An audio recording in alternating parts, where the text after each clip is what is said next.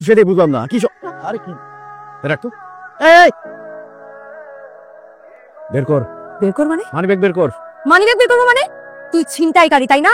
এই মুখ সামনে কথা বল, তুই ছিনতাইকারী। তুই আমার পকেট থেকে মানিব্যাগ দিয়ে নিছিস। এই দেখ আমার পকেটে মানিব্যাগ নাই। তুই হচ্ছিস ভদ্রবেশে চুন্নি। আমার মানিব্যাগ বের কর চুন্নি। থাপড়া তোর কানের পর্দা ফাটা ফেলবো আমি। সর সামনে। এই অসম্ভব, আমার মানিব্যাগ ফেরত না। বন্ধু বান্ধবের খবর দিয়ে একদম গরম ধুলাই খাওয়ামু। আমি এখন আমার বান্ধবীদেরকে ফোন দিয়ে তোকে মেলি ধোলাই খাওয়াবো। দেখ 7 নম্বর সেক্টরে তাড়াতাড়ি গায়। তুই কোনো চিন্তাই করিস না, তুই ওখানেই দাঁড়া, আমরা সবাই আসতেছি। 7 নাম্বার সেক্টরে একটা মেয়ের লগে আমার ঝামেলা হয়েছে। জলদি পোলাপান নিয়ে আয়। আমি এক্ষুনি সবাই নিয়ে আসতেছি।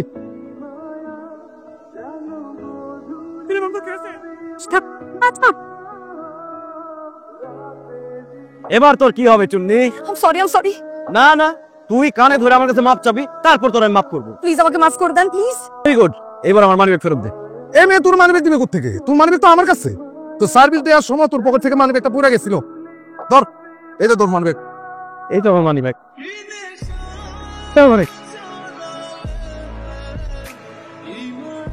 দোস্ত, বিয়ের পরে তোর রেগুলার ব্যায়াম করতে হইব। আমার সর্বনাশ হয়ে গেছে। গরুর মাংস কি লালন বেশি হয়েছে? আমার ভাইয়া পাওয়া গেছে। আমার বাবা মারা গেছে, মানে কারো সামনে তো আমার জমা থাকবো না। আমার বাবা মারা গেছে। আপা আপা আমার বউ কই? চুপ কর, আমি মেয়ের খুঁজে নিয়ে আসবো। চল ওই মেয়ের খুঁজে নিয়ে আসি। আপা আমার বউ গেছে গা। ওই খারাপ আপা কাছে আমার মায়ের লাগে তোর বিয়ে হয়েছে। বিয়ে হলে তারপর আবার বউ না চুপ কর। কাকা ভাই কি বন্ধু চুপচাপ বয় জায়গায়। এই খারাপ এনাম। ও তাহলে এই তুমি সেই তুমি। এই কাজটা কিন্তু একদম ঠিক করতেছো না তুমি। চলো আমার সাথে চলো। তোর সাথে যাবো মানে? তুমি কই যাবো? বিয়ের আসরে। আমি তোর সাথে বিয়ের আসতে যাবো কেন? বিয়ে করতে? তোর মতো একটা অসভ্য লাম্পট বিয়াদবকে আমি জীবনে বিয়ে করবো না। এই আমার বন্ধু তোরে বিয়ে করবে, সেই জন্য নিয়ে যেতেছি। আমি জীবনে তোর বন্ধুকে বিয়ে করবো না। এই জন্য বিয়ের আসর থেকে রিক্সা করে পালাইতেছস? আমার তো বিয়ে ঠিক হয়নি। এত কথা বলার দরকার নাই, চল ধর রে। ভাই খবরদার, মানুষ ছোট করে তোদের গলা পিটিয়ে খাবো বললাম। আম করে চিন্তাকারী মনে করে ইচ্ছা মতো গলা তুলে দিতে পারে। তাহলে কোনো উপায়? উপায় একটা আছে, হাত মুখ বাইন্ধা লই যে কোনো আওয়াজই করতে পারবো না। এই বান, এই হাত বান। স্যার আপনি আমার বান্ধবীকে বাঁচান।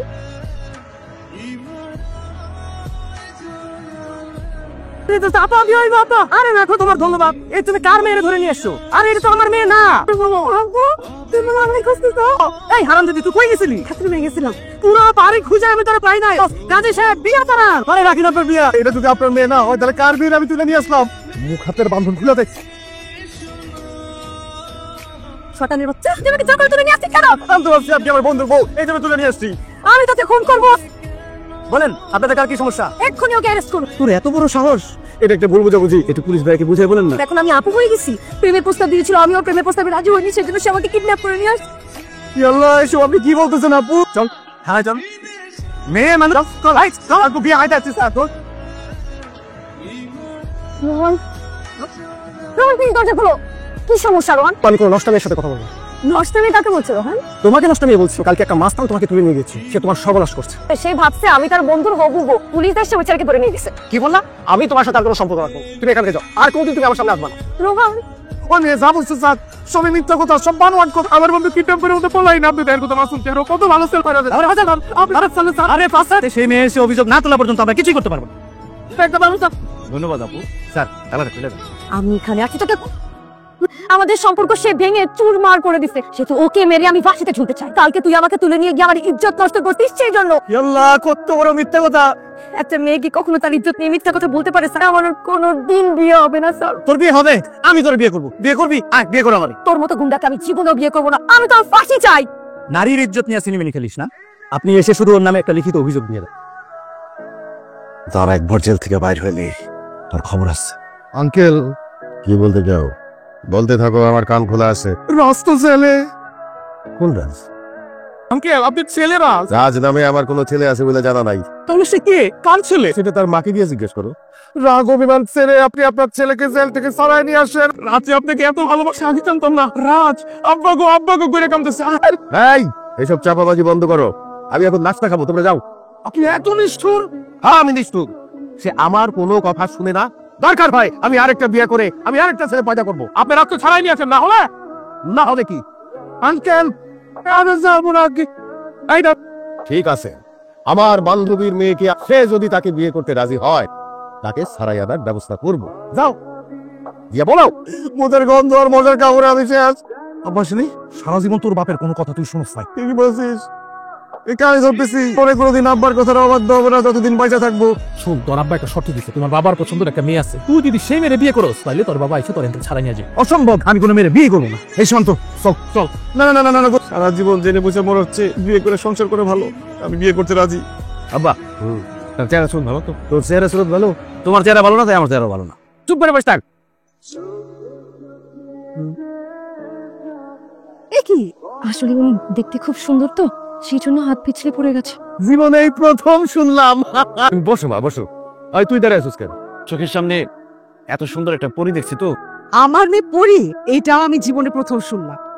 এই হচ্ছে আমার ছেলে, কোনোদিন আমার একটা কোনো কথা শুনে নাই। পাঁচটা প্রাইভেট টিউটর রাইকা তাকে আমি ম্যাট্রিক পাস করাতে পারিনি। মা, ছেলের বাবা ছেলের সম্পর্কে কি বলছিস তুমি শুনতেছো? চুপ কর। আর তুই যেটা মেয়ে মানুষ হয়ে প্রত্যেকদিন মারামারি করিস, যে পরিমাণ ঝগড়া করতে পারে, যে ছেলের সাথে এই বিয়ে হবে। হায় হায় আব্বা, বিয়ে করলে তো আমার পকেট মাথা দুইটাই খালি হয়ে যাবে। তুই কি ভালো? হ্যাঁ, এই মেয়েকেই তোর বিয়া করতেই হবে। বিয়ার দিন তারিখ ঠিক কর। আব্বা চল, যত তাড়াতাড়ি সম্ভব বিয়েটা দিয়ে দিতে হবে। আগামী মাসের 1 তারিখে হলুদ আর 2 তারিখে। আমি কি একটু আলাদা ভাবে ওনার সাথে 2 মিনিট কথা বলতে পারি? না, যা উঠ। কত বড় সাহস, হ্যাঁ? ছাড়ো, আমি এখানে তোর বিয়ে করতে আসিনি, আমিও তোকে ঘৃণা করি। এটা তোর মুখের কথা, তোর মনের কথা না, কিন্তু একটা কথা তুই কান খুলে শুনে রাখ, 80 বছরের বুড়াকে বিয়ে করবো। চিরকুমার হয়ে থাকবো, তাও তোর মতো মেয়ের আমি বিয়ে করবো না। এত বড় ফালতু তোর, এই।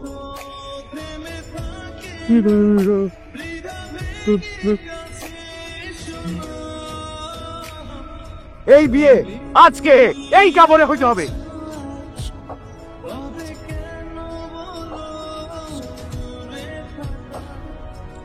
কাইনা নে, জীবনেও আমি তোকে স্বামী হিসেবে মেনে নিব না। তোরেও সারা জীবন বউ হিসেবে আমি মানবো না। তোরে আমি চ্যালেঞ্জ করতেছি, তোর সামনে আমি অন্য মেয়ের হাত ধরে ঘুরবো, ও তুই দেখবি আর জয়লা করে মরবি। সময় সুযোগ বুঝে আমি আমার বয়ফ্রেন্ডের সাথে বউ পালানো উপলক্ষে আমি পার্টি দিব বন্ধুদের। তোর চেহারা দেখলে আমার বমি আসে। মা, বমি করলে বাথরুমে গিয়ে বমি কর, আমার এখন ঘুম আসতেছে, আমার ঘুমাইতে দে। আমি উপরে ঘুমাবো, তুই নিচে ঘুমা। আমাকে সম্মান করে দেও করে ঘুমাইতে। তোরে সম্মান করতেছি আমি। তো কত বড় সাহস! শয়তানের বাচ্চা! তোর মানুষ আম্মা কাঠ ভাঙা নিচে পড়ে গেছে। রান্না তো খুবই ভালো হয়েছে, নতুন বুয়াকে পার্মানেন্ট করে দাও। রান্না তো করছে বৌমা। এই খাবার কি মুখে দেওয়া যায়? অকর্মার ঢেকে কোথাকার। না না না, শ্বশুর বাড়ি আসলে জামাইকে রান্না করে খাওয়াই তো হয়।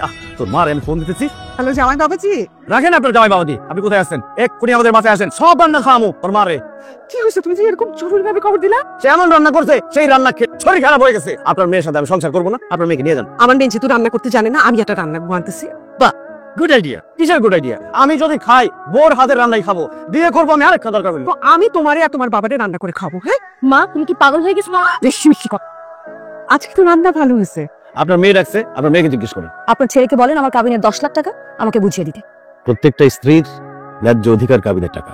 একটু অপেক্ষা করো, আমি তোমার কাবিনের টাকার ব্যবস্থা করে দিচ্ছি। এই নাও 10 লাখ টাকা। এই টাকাটা তো আমাকে আপনি দিলেন, এখন পর্যন্ত বাপের ঘাড়ে বসে বসে খাই বলি। রিয়া চুপ কর, এসব কি বলছিস তুই? সরি মা, এরকম বেকার ছেলের সাথে সংসার করা আমার পক্ষে সম্ভব না।